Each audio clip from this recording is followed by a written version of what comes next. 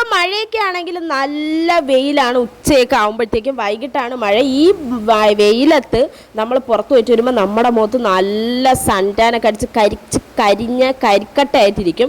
എന്തായാലും അതിനൊരു പരിഹാരം കാണണമല്ലോ എന്ന് വെച്ചിട്ടാണ് ഞാൻ ചെയ്യുന്നത്. ഞാനിത് മന്ത്ലി വൺസൊക്കെയാണ് ചെയ്യുന്നത്. പണമുള്ളവർക്ക് എന്ത് വേണം ആവാമല്ലോ എന്ന് വെച്ചിട്ട് നമുക്ക് ആഴ്ചയിൽ 2 ദിവസം 1 ദിവസമൊക്കെ ചെയ്യാം.